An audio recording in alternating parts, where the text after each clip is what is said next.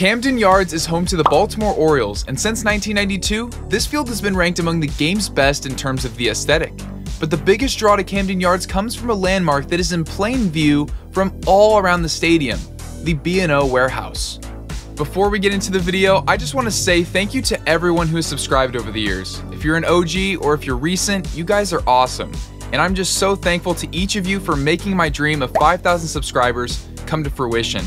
I started the year with a plan to post at least once a week, and with the goal of hitting 5,000 subscribers by the middle of the year.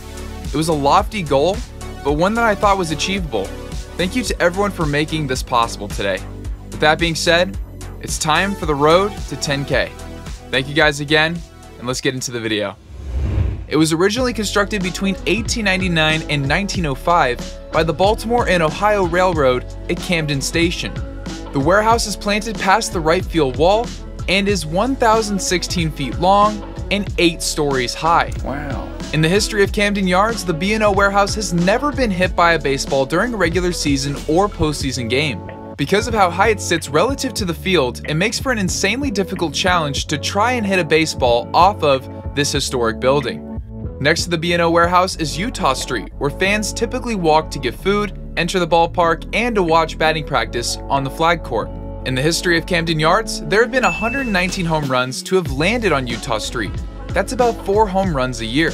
Even that is not a common occurrence. So if only 4 baseballs a year are even landing on the street next to the warehouse, the odds of actually getting a ball to reach the warehouse are slim to none. It's a mammoth of a target and is just 439 feet away from home plate at its closest point. On paper, you would think that at some point it would have happened.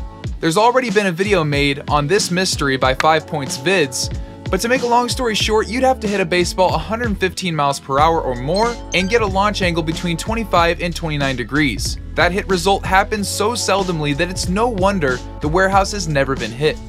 Except that it has. Hold on a second here. While I did say that no player has hit the warehouse during an official MLB game, what I failed to mention is that in an exhibition tournament, the Mount Everest of baseball was climbed by none other than the kid. Ken Griffey Jr. in 1993 was on top of his game. He mashed 45 homers, drove in 109, batted .309, posted a 1.025 OPS, and put together a 71% better than league average season according to OPS+. He would finish 5th in MVP voting, win a Gold Glove, Silver Slugger, and naturally would make his 4th straight All-Star game. During All-Star Weekend in 1993, the festivities, Home Run Derby, and All-Star Game would take place at Camden Yards.